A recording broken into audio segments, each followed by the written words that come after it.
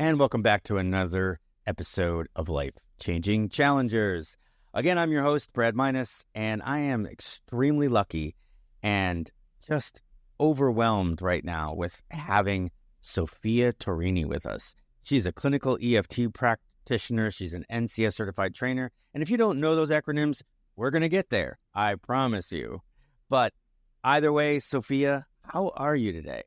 I am very good, and thank you very much for the invite, and it's an honor to be on your show. Oh, it's the honor and pleasure is all mine. But as I ask every guest, Sophia, can you tell us a little bit about your childhood, the complement of your family, brothers and sisters, where you grew up, and what was it like to be Sophia as a kid? So I was born in the States, in New York, and my parents were Greek that came to the States, and I was born in New York, out in Long Island, and my brother was already in boarding school when I was born. There were 4 kids, and then it was my sister, my other brother, and I'm the last. And I stayed till I was 5. My mother was not happy in the U.S. She wanted to go back to Greece. She's Greek. And I moved. My sister left when I was 2. She was sent to boarding school. So I pretty much grew with my other brother, who's 6 years apart from me. And the 2 of us went to Greece with my mom, and my father was left behind to close his practice. That took 7 years. So while I was in the U.S., I was pretty happy and content. But the transition to move to Greece and be put in 2nd grade, even though I could understand Greek, was a rough adjustment. And obviously I was missing my dad. And my mom had a lot of emotional challenges. So I have to say that the move to Greece was very traumatic and very challenging for me. And not having a father for pretty much 7 years, and the conditions had changed because my father took care of me. I was allowed to play. I had everything I wanted. And here now in Greece, he's trying to juggle 2 homes. And my mom had a lot of phobias. So it was challenging. I did well in school. And then I decided to go to a private all-girls school, just knowing how my mother would react if it was co-ed. And it was a very good decision. I must have intuitively picked it up. And the school was excellent because it had a lot of English, because the secondary language in Greek school is French. I spoke a little French, but for this school, it was English. And at some point, because the grading system is different, a grade 9, you decide if you're going to do sciences or if you're going to do the arts. So I chose the sciences. There were very few girls that chose the sciences. And I decided that I wanted to do my undergrad in chemistry. But I also wanted to return back to where I was born. Now, my dad had returned when I was 13, and things were okay. They weren't the greatest. Things were really rough, and he was significantly older. He had me when he was 52, so he was significantly older. My mom was 43 when she had me. So the parents were and I grew up with my brother, and I had this desire to flee. I just did not want to stay in Greece. I was not happy growing up, let's put it that way. I did do 2 years at an American college there, and I excelled. And I wanted to see where I was born. So I came back to the States, but my parents did not agree. So I left my home with $250. Oh my gosh. Can I ask what you said that your dad was closing his practice? What kind of practice was that? He was a dentist.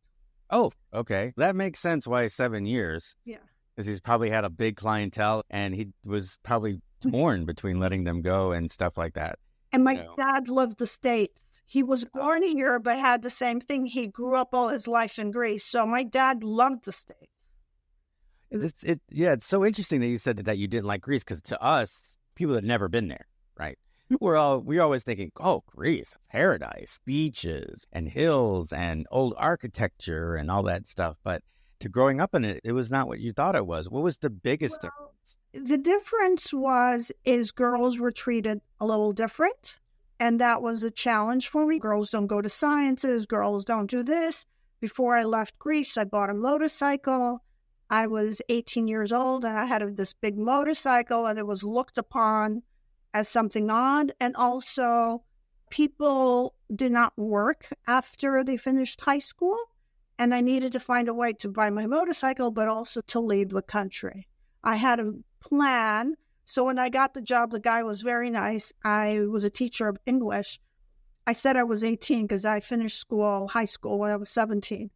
And I lied, but he had hired me, and I ended up working for 2 years there. And he was a really good boss and a good employer. And all the kids passed. They had to take the TOEFL exam if they wanted to apply to a foreign school. So that's what I used to teach. And it was a good experience for me to practice my English. I knew English because I was born here, but then I didn't pick it up again till I was 8. Okay, so you went to an all-girls secondary school. Mm-hmm. And then... Right after 7th and on, yes. We call it high school. So I finished elementary in a co-ed, and then the other 6 years was in an all-girls school. Oh, awesome. So yeah, that's a little different than what I've been hearing, because like some European countries call it secondary school. Some that you've got elementary, secondary, then go on to university, and then we call it high school, and then you called it high school as well. Okay, great. So that kind of gives a little bit of a nonchalant, trivial piece to anybody out there. And so, all right. So you said you went to an American college for 2 years. There was a very good school. It was a continuation of the high school that I finished. And I had excellent professors. And then I decided to come to the States. I was accepted at various schools, but obviously I didn't have the funding. And my first year in the U.S. was very rough. I had a hard time finding a place to stay. I was going to stay with someone that I knew. It didn't work out. So I ended up cat sitting. I would move till finally about a year or year and a half later, I found this lovely girl who was a student at Columbia University, and I ended up sharing. I had the living room and she had the bedroom. She turned out to be an absolutely lovely person. And I had some temp jobs that I got, and finally a Greek physician said to me, why don't you come and work? I was already working for another Greek physician, an OBGYN, and he says, why don't you come and work for me, and I'll train you to become a manager, and I'll train you to do insurance. And that was the best thing that ever happened to me. So I would go to Astoria, where the Greek community is, and work in dermatology, and he's still alive. He's an absolutely lovely man, and I worked for him for 7 years. And that's a lot. That's how a lot of people get into healthcare, right? They get this idea, they get this back job, front desk or insurance and billing, and then they're like, oh, this is neat, and they get to get a taste of it, and they're like, wait a second. And then all of a sudden they move in. You find that EMTs become paramedics, and then all of a sudden they want to go to medical school. Billers that all of a sudden become administrators. And so it's pretty neat. Yeah, that's a common thread that we've been finding in the healthcare industry. And he had a lovely nature. So he was into dermatopathology, and he was here was not to sell products and do cosmetic stuff, but how to help patients. And a lot of them had some rare diseases. And I almost at the time was graduating, and I finished my chemistry. And then I thought, all the pharmaceuticals wanted me. And I said, I can't work in a lab by myself. I realized at this point, this is not for me. And I had done also some computer science on the side. So I temped for a little while, and then I ended up working for a methadone program in New York City. So where did you end up going to school in the States? I went to Hunter College. Okay, Hunter College. Yeah, that's well known. Yeah. All right. So you got your chemistry degree, and they wanted you to go to the lab, and obviously you weren't ready for that. I know a lot of people with the chemistry degrees like that, pharmaceuticals, end up going into pharmaceutical sales, which is big dollars, huge. but it sounded like you were more interested in like helping people. The healing aspect. My father had that attitude. There was something that happened as a child, I think, that impacted me. When I was 4 or 5, there was this little kid on the block we used to bike, and something happened. He bit his tongue, and he cut it in half. Oh. So I remember that, and my father took the kit in and stitched the tongue, and I remember witnessing it. And of course, the child ended up being fine. Even though he was a dentist, he decided to do that. In those days, you could do the Good Samaritan work, because we're talking before 1970, and I just appreciated it. I also had an accident, and I saw how my father handled it so calmly. I used to play. There was a door, and it was a glass door. You had your wood door and the glass door, and there were 2 steps to go out to the street. And as soon as you opened the door. And so I would run from his living room where the clients were, the waiting area, I should say, and press the door, and the door would swing open, and I would jump the 2 steps. The last patient that came in locked the door. So I went through the glass. Oh. Yes. And the client started screaming. But I do remember so clearly, my father came out so calm. He took the big glasses off, wrapped towels so the bleeding would stop, and then he took me to the hospital. And the calmness that he had, I think, intrigued me. And it left me a very positive image without the screaming, without panicking. Why did you do it? There was no questions. Now, my mother went crazy. That's a different story. But I ended up having a collar for about a whole month, and I was very lucky because it would have cut my trach. But I think that left me an impact, and I always knew there was a healing attitude. So when I realized chemistry is not the thing, I took some nutrition classes. I was very fortunate to have a doctor that I knew at Columbia Presbyterian. He says, you know what? Why don't you come a day and spend a day on the nutrition floor? And when I saw it was just managing the food, I said, no, there's no way I could do this. So that was out. And I ended up getting a job in methadone maintenance. And so I liked it. I did a lot of administrative work, a lot of computer work, and then supervising people. And I had a very lovely boss who's still my friend today after so many years. And I decided then afterwards I was going to do my master's. Nice. Let's kind of just step back real quick. Just so you said it's methadone maintenance. Correct. Can you explain to me what that is, please? Yes. Methadone is a synthetic medication we give people who are addicted on heroin, but we maintain them. So they would come every day in the clinic every morning, take their methadone, so it blocks your desire to want heroin. Okay, so it helps them through withdrawals and that. Yeah. The program, though, that was designed, and there were 23 clinics, and I would oversee these clinics, and we're talking, we had 9,000 patients. So we had a pretty big census, and it was a pretty big job for me. Very good job for me. And I learned a lot seeing what the medical model looks like. With methadone maintenance, and I'm just curious, we're gonna keep going, but I'm just absolutely curious about the methadone. What was at the time, and I know this was a little while ago, what was the success factor on someone being on methadone versus somebody doing cold turkey? Or I will discuss that when I finish my master's degree. Oh, okay.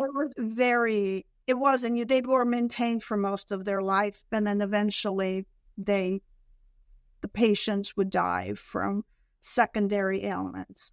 There was a very small, it was less than 10%, if I remember well, that could wean off and move on. And just since you asked the question, it is a little bit humiliating for the person who's addicted, because they come every morning before 7 o'clock if they're working, and they have to be in front of a nurse to see that they're swallowing their medication, because a lot of people sold it. And you have to come in and you're dependent to this thing every morning, and they urine test you regularly because heroin addicts don't easily give up heroin. So, and there was a big population that would find ways to, first it was pill and then we went liquid, but somehow even managed the liquid to spit it out and then sell it. It was crazy stuff. And then some of the nurses, we had to put, once we went to liquid methadone, we had to test to make sure that the methadone that they were given wasn't diluted and no one was taking the methadone. So on the side of the clinic, a few blocks away, there was heavy selling on Friday night. So you would sell the methadone to get heroin or get something else. Oh, geez. So methadone was there to make sure that they're going to be able to get better, and they were supposed to be able to like wean off of it, but it ended up being addicted to either methadone or finding a way to sell the methadone so they can get real heroin. Oh, wow. What a catch-22. But there was a good group of patients. I can't remember if it was 10 or 15%, and it was an honor. It was given to me. It was a real honor. It was given. They were called aftercare. So these were patients who actually turned their life around. Let's see what the number is. It was 150 patients, I think, from the 8,000. So that's a very small number, right? That I would review their charts, and they would come and pick up their methadone for 15 days. So every 15 days, they would come and pick up their methadone and take it home. And they turned out to be very successful. CEOs for big companies, they literally had turned their life around. But it was a very small number. That's amazing, right? Because here you are trying to manage people getting one dose at a time every day, yet you give 15 doses to somebody who really wants it, and they don't sell it or anything. They use it and they become successful. That is such a dichotomy, but it does make sense. Somebody who wants it, somebody who really wants it, they stick to a program. The program works. So what did you end up getting your master's in? I got my master's in public health and epidemiology. So I decided, I got accepted to a few schools, and I went and visited a couple in Scotland and also in the UK. I was accepted in the US. I wanted an education similar to the Greek educational system. So there's a difference. In the US, we do multiple choice, and your master's here is you do your master's, and then at the end, you either do a test, a cumulative test, and you got your master's. And I think at the time there was or an option of a thesis. Now in the UK, you have to do both. The difference was it wasn't multiple choice, and they wanted to see your critical thinking, which is what I had been raised. So what I have to say from my Greek culture, I learned critical thinking. So when you had a problem in school, I had never seen multiple choice till I came in the US. I didn't even know what it was. You had to derive your answer. So all of your tests were derivation. And it was similar in the UK. So I was drawn to that, and I ended up going to the University of Edinburgh. Now, I gave my notice. My boss said, I can't hold your position for 2 years. So when you find something else. Wow. So talk about changes in life. Start in the U.S., love it. Go to Greece, not crazy about it. Come back to the States. You got successful, and now you're going to Edinburgh. A whole new change. What was that like? I loved Edinburgh. I loved Edinburgh. The people were great. The school was exceptional. The only thing that sucked was the weather. It was dark all the time. And it was very depressing. Other than that, my experience in Scotland was great till it was time to do my thesis. And here's where the big challenge happens. So when you do your master's, they want you to do a literature review. And I'll explain what a literature review is. Since the degree was in epidemiology, and epidemiology is the study of diseases, and it has a lot of statistics, you just look what other people did and just you write what they did. You compare studies. And so my tutor was a very prominent big name that worked for the national health system there. And I said to her, I am not doing a literature review. I said, what's the purpose? I wanted to do it in methadone maintenance. I said, what's the purpose to rehash what was already done? I already started seeing there was something wrong in the methadone maintenance program. I couldn't put my finger on it, but I knew there was something wrong. So she turned around and she said, if you don't do the literature review, you're thrown out of the program. So I said, I'm not doing it. So I get thrown, you could get a diploma. I get thrown out of the program. So the registrar, my boyfriend, and a friend of mine gave me two options. Either agree or just do your diploma and suck it up. And I said, I didn't come all the way from the other side of the pond to get a diploma. I thought I was going to stay in methadone maintenance at the times. So I thought it through. I decided to go to the chair of the department. I made a few meetings. He was an absolutely lovely man.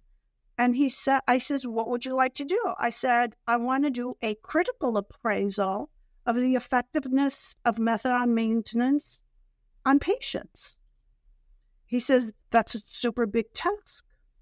I said, that's what I want to do. I said, if I end up working in methadone maintenance, I really need to know if methadone maintenance is effective.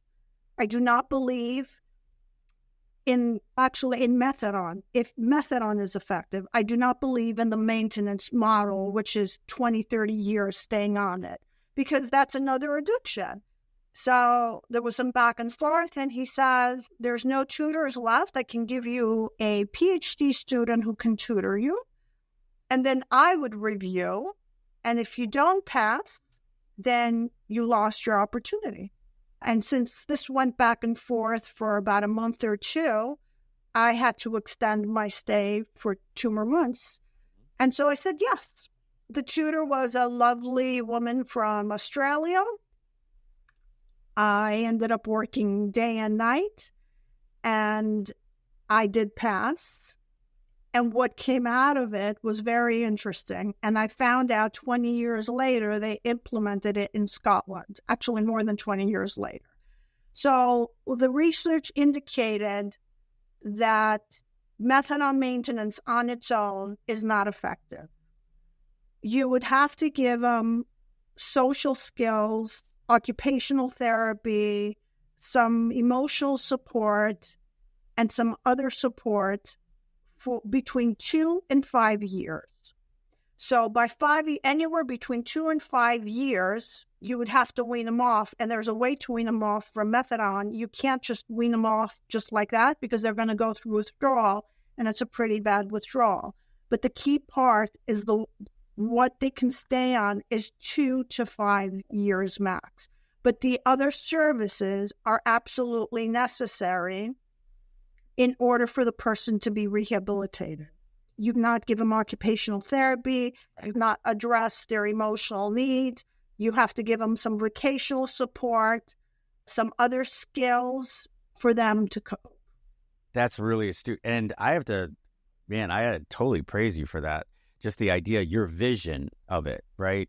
Knowing that this literary review was absolutely doing nothing for you, and deciding that, hey, you know what, you're going to risk all of the schooling that you've done, not get your degree, because you're passionate about getting this review done. And I got to praise you for that, because not a lot of people would have the courage to sit there and say, hey, listen, I don't get, this is not going to help me, and it's not going to help you any for me to do that. But this can help a lot of people. So let me do this. And so I got to praise you. I got to praise your chapter or the department head that you worked with. And absolutely, wow. Guy. Absolutely. I think his name is Dr. Phelps. Absolutely a lovely man. And he would meet with me at night, and the tutor was superb. And then my classmates graduated in the summer. I graduated at the end of November. It didn't matter. And before I graduated, I get a call out of random from my boss I worked here at Beth Israel, and he called me back, says, I have a new position for you if you want to come back. So I come back and I said, I will only work under you. So I ended up working, and I did a lot of computer work as well, which I loved. I had this desire, and I would do some billing reports, and I would set up. There was Fortran in those days.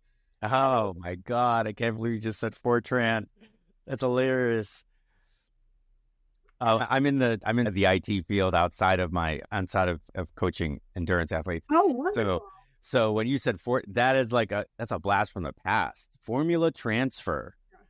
Fortran. Wow. And I did some assembly at Hunter. I would read the dump. I had a minor in computer science. So right. I always had an interest for both. So I get the job, and then he leaves. And the new boss, who I knew, I could not deal with. It was just pushing paperwork. And he was very innovative. He really cared for the patients. And so I get recruited to go to Greece to set up the methadone program in Athens. And so I end up going, but I did not last. I stayed 30 days, and I just packed my stuff. And it was a heartbreak for me to leave because I loved my parents, right, but I could not fit in the system. The system was not catered really to help the patients. So I said no. And then obviously I was very young, and then they needed favors on the side of other nature that I don't want to discuss on the show. And I said, I have to get out of here. So I felt bad because my father had gotten sick. So I left. Wow, because the way you talked about Greece, I know the idea of you starting a brand new methadone program was probably completely just totally up your alley, totally something what you wanted to do. But with the way you talked about how you felt in Greece, it's almost surprising to say that you actually even went back. So that's super interesting. It's your power to help the people overpowered your sense of environment. The culture is absolutely lovely. The family system is very good. Rules and regulation are whatever the politician wants. So, and I think the limitation as a child growing up or a teenager is I had other ideas. So it was a very structured, you have to fit the norm. The female has to behave a certain way. I have nothing against the people in their hearts, and their kindness is superb, absolutely superb. And one thing is they know how to enjoy life. And the food is very good. My challenge was the girl or the female had to follow those rules. Otherwise, it was frowned upon. And that, I think, was my challenge, or to have other ideas. No, it can't be done this way. I think I intuitively was picking up because my schooling in Greece was superb. I cannot say anything about my whole years of schooling. My education was 10 times excellent. I don't think I could have had this education in the U.S. I think it was this thing, you have to fit in your role. That was my challenge. And you can't have other ideas. At the time, we were all being raised as Greek Orthodox, and I clashed with the strict religion. I think that it's not that I had anything against the people. The people, I still go back and visit. I have friends. I have my elementary girlfriend, and I have other friends that I've kept for all my life. It was being different and not doing the status quo. I think that was the challenge. So were you saying that if you were to stay in Greece, that you probably wouldn't be able to do what you're doing now, or even be able to complete Correct. what you wanted to complete. I get that. Is it still that way? It's opening up, but there's no openness. Like here, people are really open for alternative modalities. Right. That still has not, if the doctor said something, that is it. You need to follow what the doctor, not even think about another possibility. And I think that's where my challenge is. It has nothing to do with, they've been programmed in a certain way. And the growing up was so homogeneous that the correct God was Greek Orthodox. And I answered one day, and they frowned up. I was pretty much young. I said, I personally did not meet Jesus. How do I know this is the right thing? Once I meet him, I say, I'll make that decision. Now I believe in Christ consciousness. I do not believe in a religion. I believe in the divine is in the person. I you know what, I'm like right there with you on that. So I grew up Jewish actually, and I still was catered to that as well. So that's something we have in common. All right, so you leave Greece, and you weren't there that long, that you said, but there was reasons for it. And what did you end up come back to the States? Yeah, and I tempted for a while, and I become a network engineer for Novell. And wow, now you're really going back. Novell, wow. And I became both an engineer and an administrator. I did 4, 5, and 6, and I really loved it. But I could not see myself working in the field, and I ended up then going back to healthcare. I think that was my thing. And I tempted, which was actually a very good experience. For several years, I would have temp jobs where I'd work 3 months or a year, and I did various modalities. And then I ended up going to a hospital setting, to a major institution in New York City where I worked. And then I stayed in medicine till I became an EFT practitioner. Okay. So what were you doing as in New York? What did you end up doing? Usually office manager jobs, doing the billing, overseeing, and I worked in cancer. I worked in gastroenterology. I worked in plastics. So I worked in orthopedics, and then I ended up working in cardiology for 7 years. We had 59 physicians at the time, so it was a big department. And we created also a private diagnostic department, which was great for me because I still believed in the medical model, but I believed in preventive medicine. So there was this private program, and I loved that.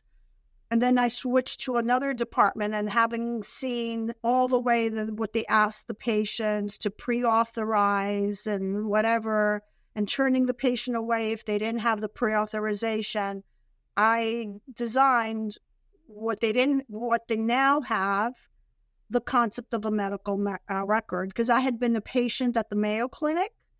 And so I saw how seamless it was going to the Mayo.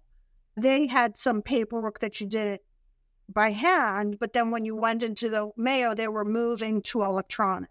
So I was thoroughly impressed, and it was very hard to change the hospital system, but my department finally did that, and we integrated it to what they call the Epic EMR. There was more, but we did do it, and we were the first department. What? Epic? Yeah. Holy crap. I'm sorry. I helped Tampa General Hospital implement Epic. And then I did a couple of upgrades. I was a project manager and helping get a couple of upgrades done. And then I was doing training and everything. I was helping facilitate training on Epic. Wow, what a small world. Because Epic's amazing. It's one of them. I think and even the corporation itself, it's literally like a mini Google over there in Kansas. It is. So in 2005 and 4, they had all this stuff in Epic, but you had to come into the hospital to fill out the forms. My whole thing was to pre-authorize it. So I wasn't super good, but I wrote a query in DBMS with a friend of mine that when the patient got registered on the phone, it would go and check if the boxes, because it was IDX to Epic, so that we didn't have Epic, the whole thing. Epic was the EMR. The registration is an old, antiquated system, IDX, and there was war to push it out. So someone helped me to write a DBMS query, and since I had done some languaging, it worked great. So there was a report that would come 3 days out to the registration team saying, the insurance is not right, or the insurance is right, this is their copay, and here's the pre-authorization. So that reduced our no-show, reduced pushing the clients away, and the flow, because we saw in a small department, we saw 98 to 100 and something patients a day.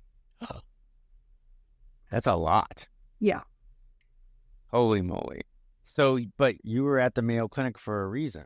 Yes. So prior to getting the job, just before I got hired for the hospital setting, I was not really happy in my life. I always kept myself busy because I didn't know how to handle my emotions. So I had a very abrupt ending with my significant other that put me in a spiral. And I did not know how to process my emotions at all. And I'm looping for 3 years, and I really am not happy. And I just wanted out. I could not see a future, even though I had many partners before. But something about this particular situation, and I just couldn't get an act of me. So all of a sudden, and I would never go to the hospital or ever get sick. I was never sick. I was exceptionally healthy. I used to run every day, and I'm in severe pain. And a friend nurse says, you need to go to the hospital. I was resistant. I could barely get out of bed. Literally, there was so much pain. And my physician, I called him because the pain was in the abdomen. Great physician. He says, I'm going fishing. I said, please. He says, I can't see you. I said, and my boss, who was a surgeon, said, you need to go to the hospital. He was actually visiting Florida for a conference for a day or two. And my friend nurse takes me and they say, you need to be operated right now. And first they said I had appendicitis. I said, no.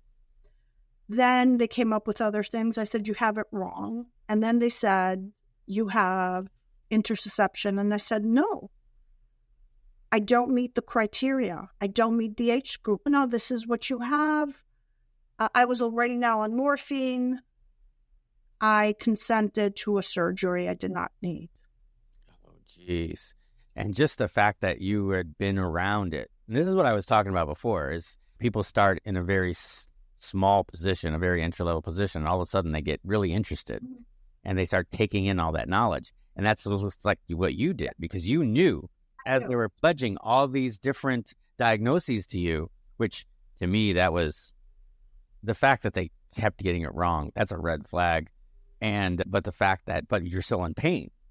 So I was in excruciating pain, but I didn't match the criteria. It's a condition that happens in babies or people who are in their 80s or 70s.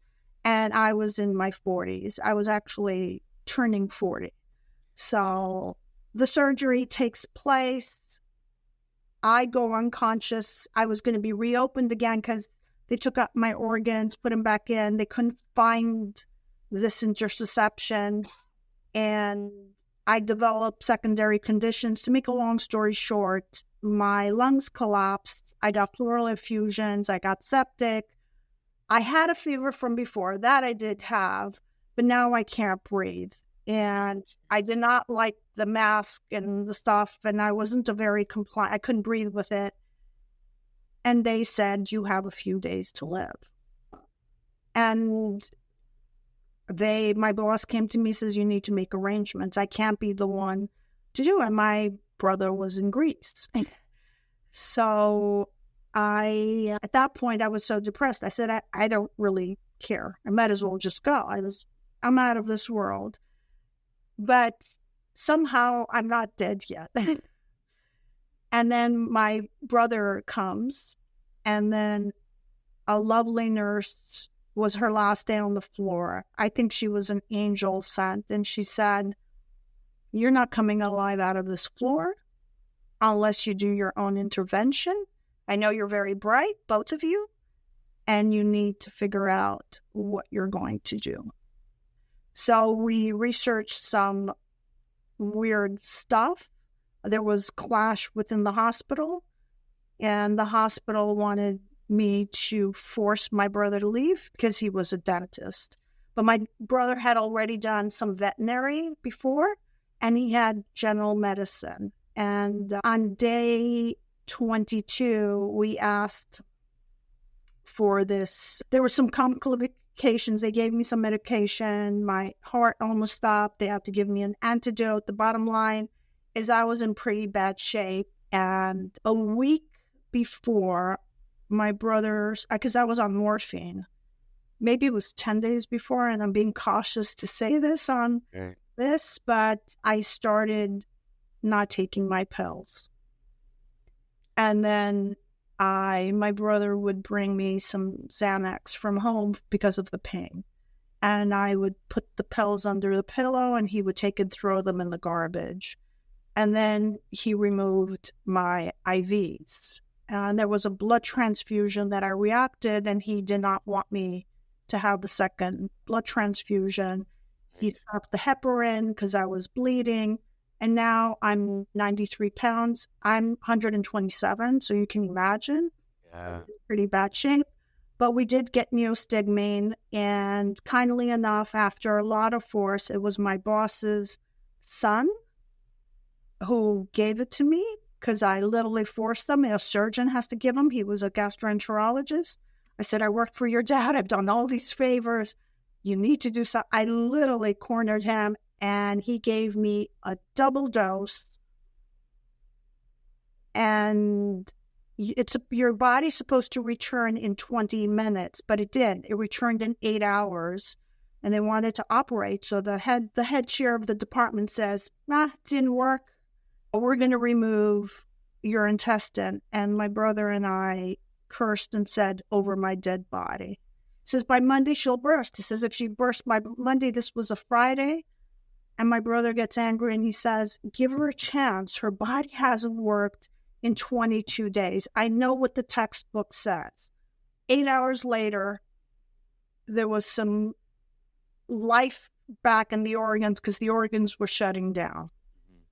And then we forced for a discharge, but I ended up having health challenges later on. And that's what took place. But I did get discharged 23 days later. So they tell you you've got this inception, and they keep giving you possible diagnosis. They come up with this. They do this surgery. It wasn't the right thing. Now you're still in pain, and you got morphine. And I kept thinking to yourself, you can put you on morphine. I'm thinking, she's going to have to do her own methadone program. Yeah. And you finally get some intersection with your boss's son and your brother, and they get you back to being close. And then you decide that, all right, I'm out. AMA, I'm out of here. Yeah, I'm out of there. But I learned how to spit my pills from my methadone. Yeah.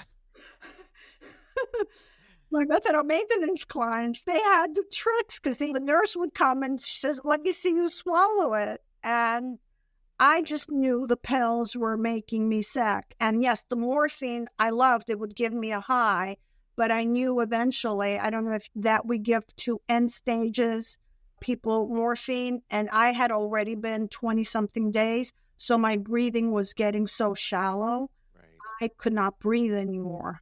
And so that's when my brother said, "You have to find another way to deal with the pain." So the only thing I had was something at home, whatever I had. But the nurse was very instrumental for him. It was her last day on the floor. And she whispered in my ear, "This is what you need to do." And I then come out for 2 years I do go back to work, being miserable, having issues, and everyone kept on telling me you have to remove organs, and I would say no.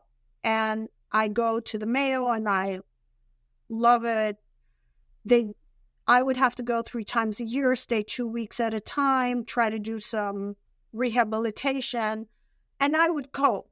I wasn't miserable, but I would cope. It just, the pain and the uncomfortableness just became part of life, and you just learned to live with it. And whenever I would stress, I would get these major flare-ups. And having worked in the hospital and having had a connection, I got in because the waiting list was close to 2 years. I had already applied, then I used the connection and I got in 6 months, and I got in to the best person that could have been suited for me. Open-minded, really very loving, the best person I could have picked. It was great. And then this experimental drug came in and you couldn't get it in the US. And I had a patient who was in the UK. She got it from the UK, shipped it to me, then customs stopped it. And I stayed on the medication for a while. It was very hard to get a non-FDA approved medication. Right.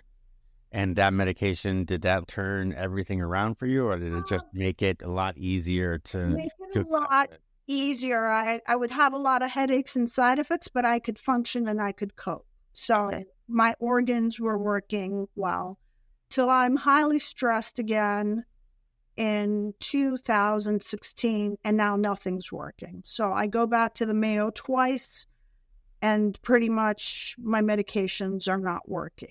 And at this point, my quality of life was deteriorating. I can't eat and I can't do stuff. Wow. I said there has to be another way. Because now the choice, I'm not going to die tomorrow, but it's going to be a progressive, miserable death. So, and my partner was so loving, same partner that I was devastated from years ago. We ended up coming back together. And it was the best support I could have ever had. And he looked at me and he said, "Did you ever consider if you're gone, how it's going to affect me?" And that was the turning point. That was the turning point. I said there has to be another way. So what did you do? How did you go about researching that? I started researching alternative, but I do want to add one thing. When I had these crazy ideas, all my Greek friends said, just remove your organ. And he would say, when I ended up at the Mayo, you do. I know you're going to figure it out. You do what's right for you. So he always supported my ideas, which I think was very instrumental. So when I decided to stop doing certain tests and whatever, he says, if you feel let them help, don't do them. And I didn't do them. So I went online and I did some research and I bumped into Dr. Joe Dispenza's work. Dr. Joe Dispenza, yes. And I read all 4 books and I would repeat it to my partner. He says, "You're really into this." I said, "I don't know, something about this is really making a lot of sense." So I tried to get into an event. It was sold out. I had to fly to Brighton. I had a huge transformational experience that lasted for 2.5 months, but I cannot process or embody, master your emotions. That was very difficult for me to grasp at the time. Right. And he said, even if you heal, if you do not master your emotions in your body, the condition is going to come and it's going to come worse. That's exactly what happened to me. And so I am now more miserable than before. And my ex-boyfriend's sister, who was Jewish, the mother called me. They had just finished Shiva. The daughter had died from a similar condition. And I went into panic and I went into fear. So my life spiraled, and she was younger than me. Right. So I found this lovely I had tried EFT before, and I said, this is crazy. I don't even understand how this stuff works. Right. I found this lovely practitioner who was a very tough cookie, absolutely what I needed. And she says, you need to let go of your anger. You're going to need to forgive. So what do you mean forgive? What they did to me? Forgive? And she said, yeah. I ended up doing all the above.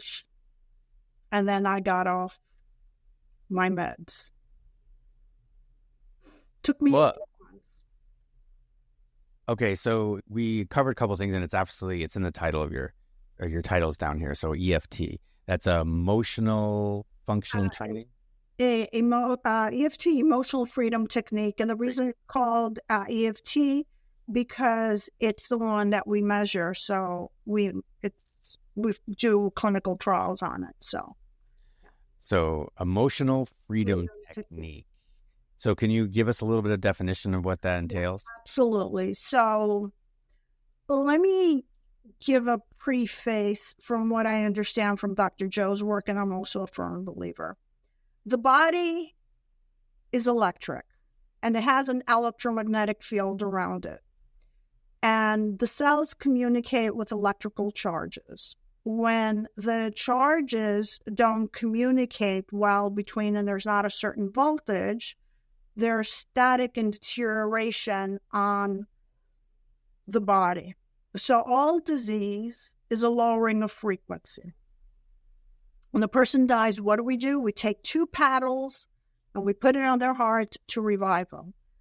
And I want to give something more to you. I'm sure you remember the old Walkmans. Yeah. And you would put a battery in there, and if you left it 6 months or 2 years, what would happen to the battery? Do you remember? Yeah, it would degrade, and it wouldn't work. It would acidify in this fluid. Right. That's what happens when the emotions in the body are not processed energetically. So they acidify, they calcify, and we often find calcification in the arteries. So emotions not being, what are emotions? It's energy in motion. And what is energy is information. So the emotion is carrying information. Emotions are meant to be felt and let go, not meant to ruminate on, which is what I did before I got sick. I was ruminating on my emotions. I'm the one who brought up the illness unconsciously to myself because I couldn't break free from my limiting thoughts and beliefs. That is a total paradigm shift.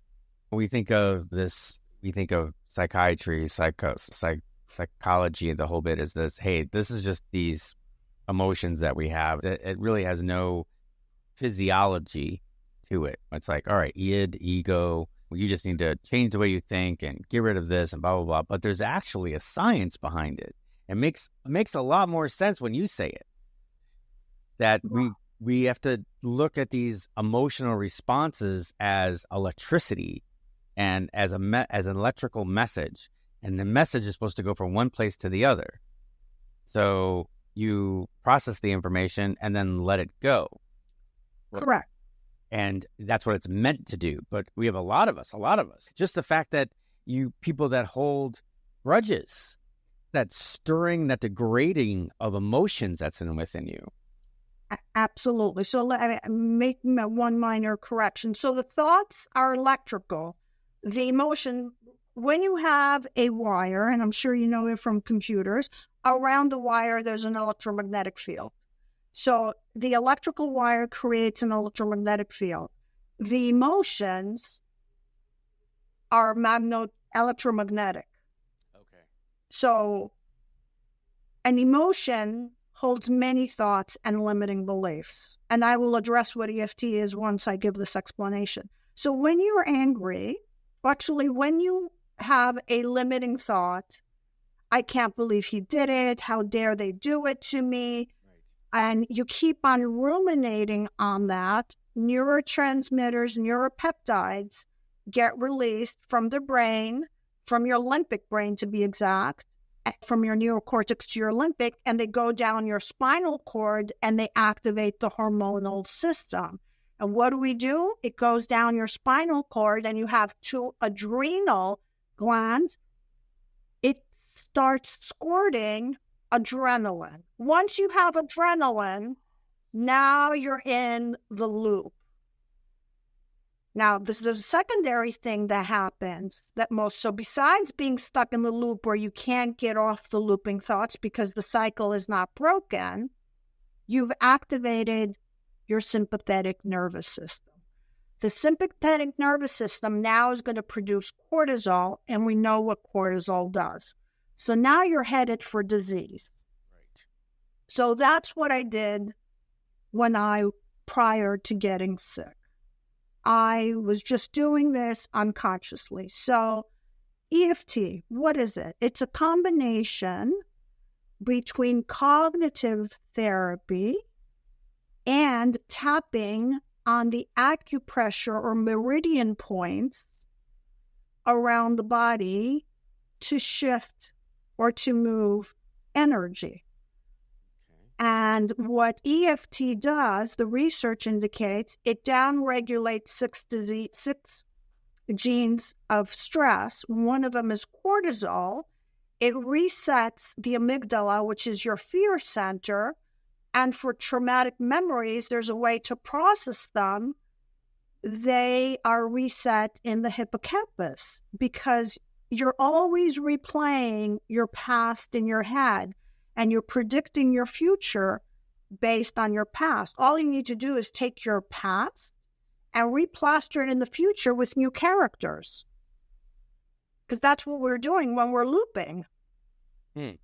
You always anticipate the worst case scenario, and before you know it, the worst case scenario has happened.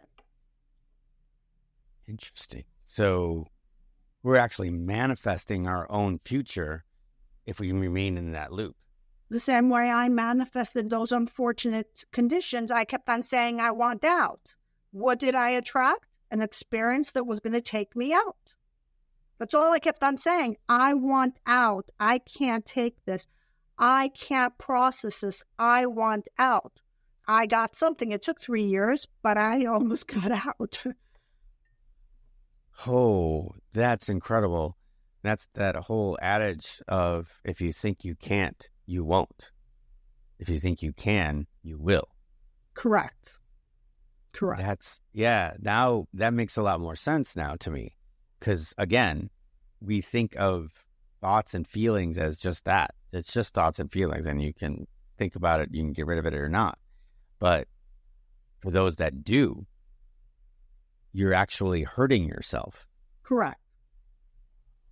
That's incredible.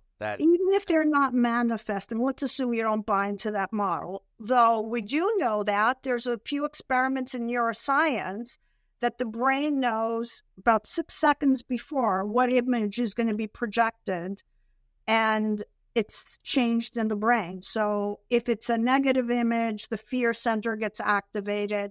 So the brain already knows, and neuroscience has proven this. So these are not spiritual teachings.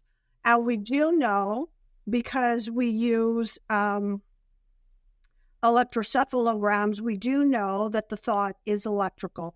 And we can measure the toroidal field around the body. So that is measurable.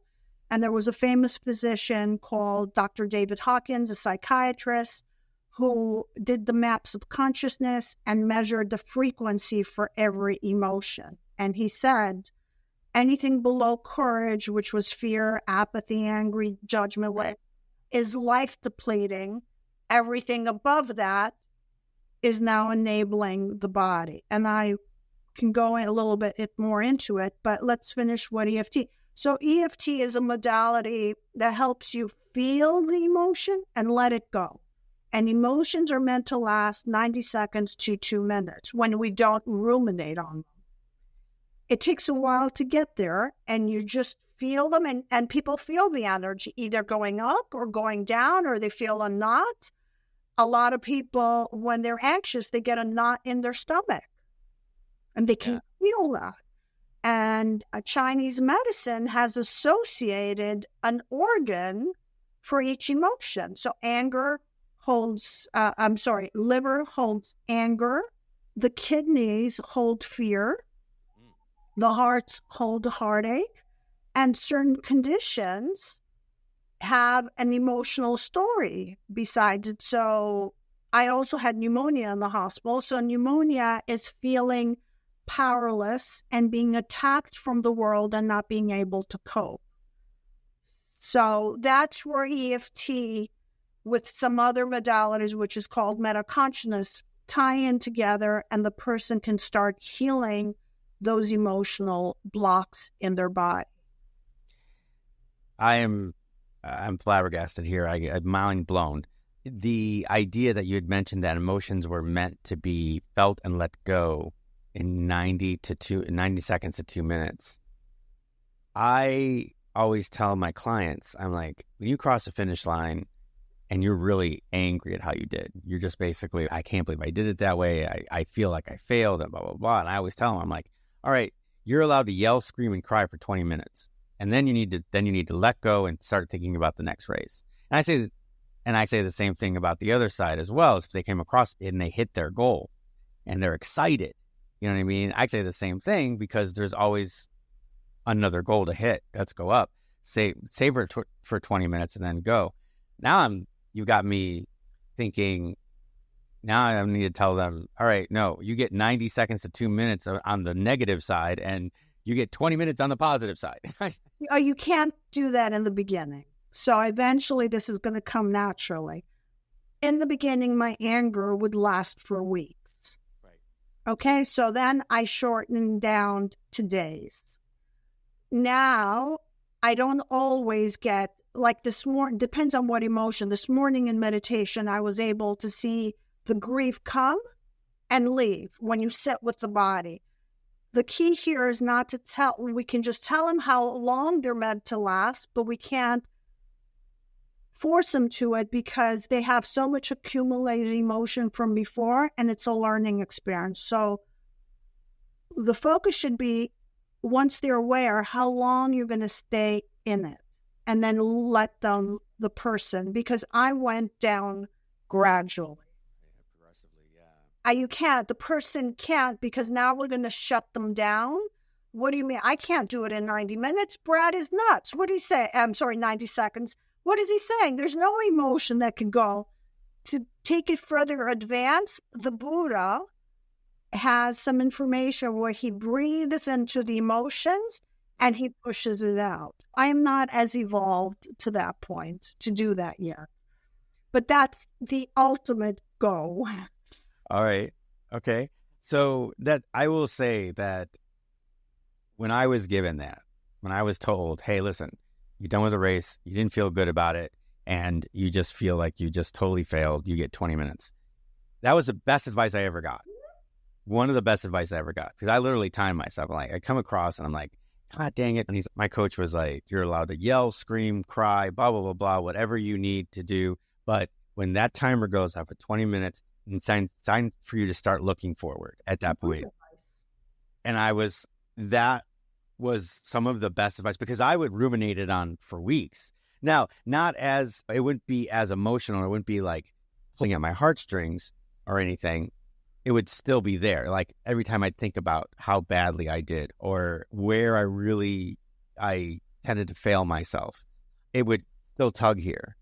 But afterwards, when I was finally given this told, hey, set a timer, you get 20 minutes and you're done, I would still maintain the lessons, but it wouldn't feel it. I wouldn't feel it anymore. It would just be, okay, this is what you did. This is why I came here. So let's put some training sessions together so we can get better, stronger, faster in that situation. So the next time you're in that situation, you won't have to go through what you did. So when you cross the finish line, you come back and you're smiling again. That's what we want, right? And that's what I tell my clients. I'm like, I don't care how you did, what the time was and everything else, but I want you coming across the finish line smiling. If you're coming across suffering, that's not an emotion that we want. We want you to come across smiling. So you might not have done as well as you did the day before, but you felt great. That's personally my methodology? It's an excellent methodology, and the key here is you gave them something reasonable, 20 minutes, and we call that the refractory period. That's what it's Refractory period. Okay, cool. So it's considered emotional intelligence, being aware of what it is, and they're going to say, I'm not going to stay in that. And eventually, after the 20 minutes, you're guiding them to something positive. Now, let's address why this is crucial. So when you're in an angry state or these other emotions that are lower in frequency on the map of consciousness, anything below 200, your brain waves are beta brain waves. And person, when in beta brain waves, cannot see solutions. The voice in the head is in your head, and you can hear it 24/7 judging you. And the body now is already in a sympathetic mode. There is no healing that can take place. Why? Because when you're in the sympathetic mode, we were programmed based on survival, the blood to go to the extremities, the pupils to dilate, and the gastric juices to stop down, to slow down. So what does it do to the body?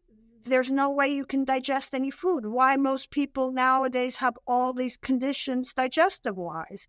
So we unconsciously have activated the sympathetic nervous system by thought, through our emotion, by feeling angry, or shame is actually even worse than anger, because it's more life-depleting on the maps of consciousness. And there's no way the body is going to heal, because when the sympathetic nervous system is activated, it's designed to do three things: to run, to hide, or to fight, because it was created if a tiger was going to chase you. But in this case, it's not the tiger, it's your coworker who activated you, and you think it's normal to ruminate. And we watch these reality shows, and we watch all the stuff on TV, and we think it's okay. And I'm going to use something from Dr. Joe's work. When psychology tells us that these feelings are normal, they're not. Your true essence is meant to be in joy and peace. That's what you were created in the image of divinity. That is your true state. Unfortunately, that is not where we are. So how do we change it? Just exactly as you said, but we want to change our brainwaves. That is the key thing. So athletes go into a flow and go into a zone. Their brainwaves is an alpha. That's when they can mentally see stuff, visualize something, or imagine something. It doesn't have to be visualization. And what do they do before a race? They play the race as them succeeding, but they also watch where can they be an obstacle just in case it hits. So they're doing a mental rehearsal so they can be perfect. That is exactly what they're doing. And there's an experiment that actually shows that mental rehearsal is as effective as real practice, because the body doesn't know the difference if it's a real life experience or by thought alone. So now you have the person in alpha brains, the sympathetic nervous system has been turned off. Now you have the parasympathetic, which is rest and digest. So the blood returns back into the internal organs. And where are most of the diseases? For inside the internal organs, because the blood has gone to the extremities. There's no blood flow. That's genius. So we want to be activating our parasympathetic nervous system. Not that our sympathetic nervous system is not going to be activated at some point, but we need to temper that down. So techniques that meditation, those are these techniques to actually activate the parasympathetic. Change your brain waves first. EFT releases emotions and it puts you often in an alpha state. Breath work, but when we talk about breath work, you've seen a person who's anxious. They see something guess what happened? That traumatic image did not flow to leave. It got stored in my tissue because the breath stopped where my diaphragm is. Right. What do the yogis do? They do a full cyclical breath. They always breathe in the belly. Why did the Buddha have a belly? Not because he was fat, because he had learned to push the breath into his belly, which is why breath work is another excellent modality to release for releasing emotions. So EFT is a fast one. Breathwork is as equivalent, depending what the person. I often use both, but I personally have found, and the research has found, that EFT is one of the fastest. There's other techniques. There's a lovely technique, the somatic experience by Peter Levine, who's a physician, where they take you through a process and you observe and feel the emotion in the body. Now, the difference between us and animals is if you have a cat or a dog, mostly a dog, if the dog gets scared, or let's say it's a bear, and you can research it and you'll find videos online, chased by a tiger, it will activate its sympathetic nervous system. But after the tiger and it's back into safety, the bear gets up and starts shaking to release that energy that it wasn't able to release while it was being chased. Unfortunately, humans have not been taught to release energy. Now, when you start tapping or even breath work, you will notice people start shaking. I started shaking my first year in EFT. I no longer shake because the energy was stuck and it's trying to find a way to leave. Wow. This is some really interesting, it's amazing. It's amazing what you're talking about, because it really shifts a paradigm into this consciousness of energy, which in Western medicine, they've been talking about the chi for years and years and decades and civilizations and centuries. And now we've come into different methods of that same type of energy transfer. It is exactly. And what did acupuncture was trying to do? Right. Release the electrical charge. Where EFT is a little more effective, and both work, right, is the personality, the ego, which is our programmed self. It's not your true self. Right. And I can tie it in for you in the Bible to explain it as well. It needs to speak up, because if you repress your personality to not speak your story, it's like pushing down or blocking a child to speak. It's going to start screaming and it will do a temper tantrum. So EFT combines both.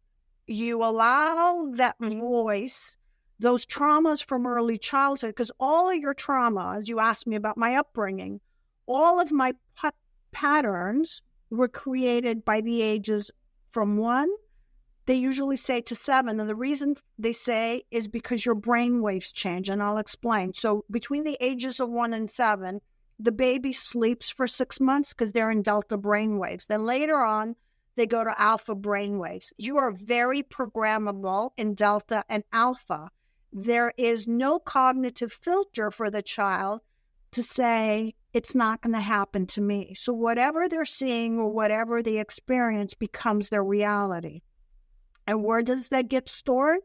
A copy gets stored in the brain and a second copy in the body. Candace Perth, I believe she won the Nobel Prize, proving that the body is the subconscious mind.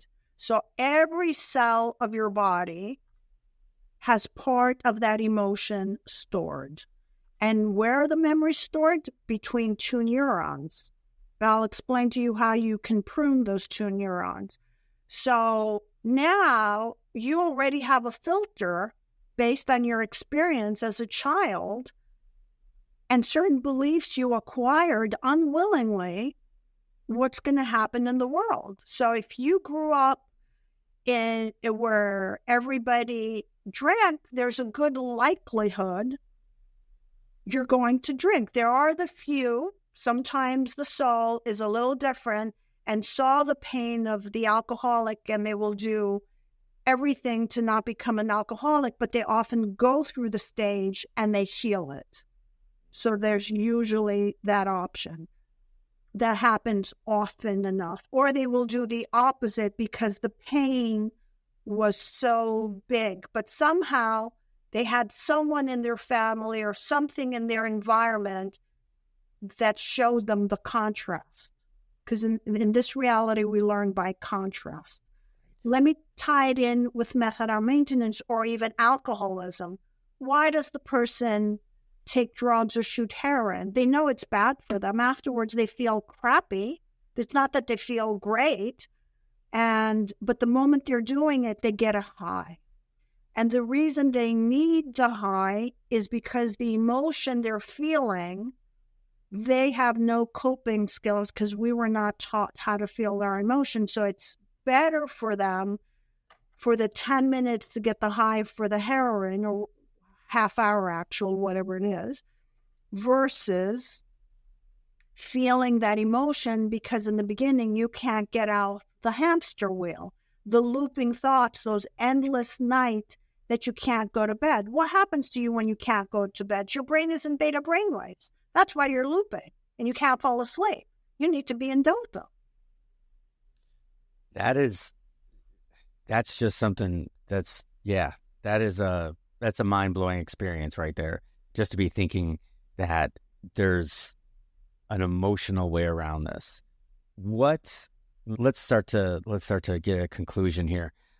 What would you say to someone first starting that notices that they loop, that notices that they're constantly thinking about the same thing, that they're not able to let go of it? What would be the best bet for somebody just trying to get over something like that? Similar to something you've said, but I would add, if they can observe or feel the emotion without the story. So let the energy move. And then consciously make an effort to stop the thoughts, the negative thoughts. Because the negative thoughts are looping and feeding the emotion, and it becomes a cyclical loop. So, okay, I'm afraid. I look around. I am safe. Let me feel. And it's not going to be easy in the beginning. Let me feel this fear, and it's going to go by. I'm angry. Okay, so whoever got me so angry is not in front of me right now, let's say. Okay, let me stop the story, what he did to me, how dare he do it, and all these things, because that's creating neurotransmitters and neuropeptides that are going to feed the emotion. And let me just, where is it in my body? Put my awareness on it.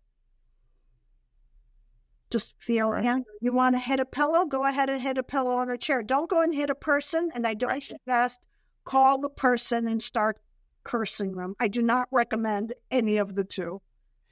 Just feel it. Just observe it. And they will see over a short period of time, it's going to leave. In the beginning, it's not going to leave as fast. And it's going to be a practice stopping the thoughts. That's why meditation is so helpful. Because the crazy thoughts keep on coming by, and in meditation, you learn to let them go, and eventually they stop for 20 minutes or half an hour. Yeah. And you change your brain waves by not engaging in your thoughts. So the key is the brain waves. We want to shift our brain waves. In beta brain waves, there's not a possibility you're going to heal, not a possibility you're going to see a solution. No possibility for anything, because that is designed to protect you out of danger. So we want to be, when we're awake, we want to be in alpha. If you can go into theta, that would be great. Now, apparently, in meditation, some people can be in delta, which means they're not asleep. So their body is asleep, but they are awake. That is for more advanced, but for us, alpha and theta. And alpha is what they use for hypnosis. That's what they use. Alpha brainwaves. That's how you get hypnotized. Wow. Okay. So this is all amazing. And like you said, there's advanced ways to get around this, but our first step would be find an EFT practitioner like yourself and start getting an education and some clinical practice with it. Where would be the best place for people to talk to you specifically? Okay. So they can come to my website, tapintourbestself.com. I also have a blog with lots of articles, and I want to emphasize something about EFT. So EFT is not like therapy that we want to keep the client forever.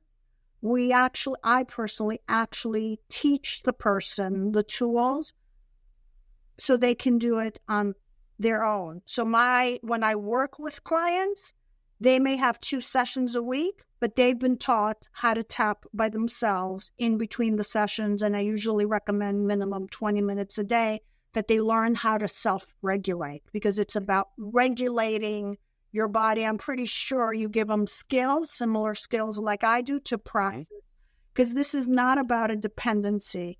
This is about an empowerment for them. Yes. And yeah, when I teach clinics and stuff, it's the same thing, right? They have an 8-week clinic. I teach them the skills they need to do to get that, whatever they're coming to me for, so that they don't have to come to me anymore. Then my coaching is a little bit different, but that's specific for people that are habitual racers. That's just on my practice. But for you, I love that idea. I love that, hey, listen, you're going to come, we're going to do 20 sessions, and you're done, because I'm going to teach you how to do it for yourself. Right. And I also teach the course, which is the Change Your Mind, Create New Results, because knowledge is the precursor for experience. So I want them to understand how their brain and body works. Excellent. So now they have more control why this is happening. And if you've noticed today, I tried as much to give supporting information, because to say it works, they're just going to get the placebo, and the placebo without knowledge is not good enough. You need to know why it works. That actually, research has indicated that when the person knows why it works and how it works, then you're going to get better results. You have just proved my point to any of my clients. So I always tell them the same thing. I give them a workout and stuff, and I tell them why. Like, in the workout, it says objective. This is why you're doing this, and this is how we're going to go about it. And they ask me, why am I doing this? I'm like, I can tell them. And I've got some clients that are like, hey, just tell me what to do, and I'll do it. And I'm like, and they get upset with me when I sit there and tell them, this is why we're doing it, and this is blah, blah, blah. They like, well, coach, I don't need to know. I'm like, yeah, you do. I says, you might not think you don't want to know, but you want to know. And when you do know and you execute the workout, the recovery process, whatever they're executing, I says, you're going to execute it better. So I agree with that wholeheartedly. What I'm going to do is I'm going to make sure that it tapintourbestself.com. I'm going to have that in the show notes for you. So go ahead and link there. And then those courses you mentioned are on the website? Yes, it's under my services. I have what it's called NCS. And they can select if they want to do it by themselves. Do they want a second person to do it with them? And they can buy, it's under services, and they can get whatever it is that they want. Yes. Yeah. My goal is here to empower everyone out there, because what is the collective? It's a version of you pushed out, right? You're seeing the collective based on your own experience. So the more people heal, we're going to have a better future for ourselves to live. So it's a win for all. Yeah, and you know that people are holding on to these emotions a lot longer than they should. All you have to do is watch TikTok, and you can tell there's millions of people out there that can benefit from some EFT and learning how to let go of those toxic emotions. So tapintourbetterself.com and tapintourbetterself.com/services is where you'll be able to link. Tap into your best self, right? Tap into your best self. And then again, link, that's all going to be linked there. And do you utilize social media at all? Yes, I have Instagram. It's called Tap Into Your Best Self. And then I have Facebook, which is tapintourbestself.eft. Okay. So I'm going to make sure that those are linked as well. So anybody can get hold of you. If you have any questions, check out her content. And then if you still have questions, go ahead and slide into Sophia's DMs and ask her a question. But Sophia, this has been so enlightening. Just the scientific / emotional connection that you made for a lot of us, I think is absolutely the most important thing that we can think about, especially in the environment that we're living in today.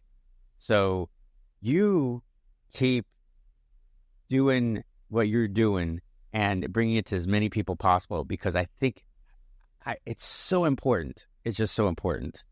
So again, thank you, Sophia. Thank you so much. I can't even tell you how riveting and how excited I am now. And I hope the rest of you are all too. I want to thank you for allowing me to be on the show. I also want to add 2 things for your audience. Every problem has its solution. There's always another way out, not the one that we're always being fed. And the body in the right conditions is meant to heal. And every person, no one's excluded, has the same capability. I don't care what your background is. I don't care what you ate. I don't care what your religious beliefs are. The body wants to heal under the right condition. The same way when you fell off your bike, you got the scab on your knee. You didn't sit watching it. You just knew the scab was going to close and the wound was going to close. So I just wanted to say that to your audience, because I want to give them a story of hope versus a story of limitation that we keep on hearing 24/7. And with that, I cannot say anything any better than that. So thank you so much again, Sophia. And thank you all. And we'll see you in the next one.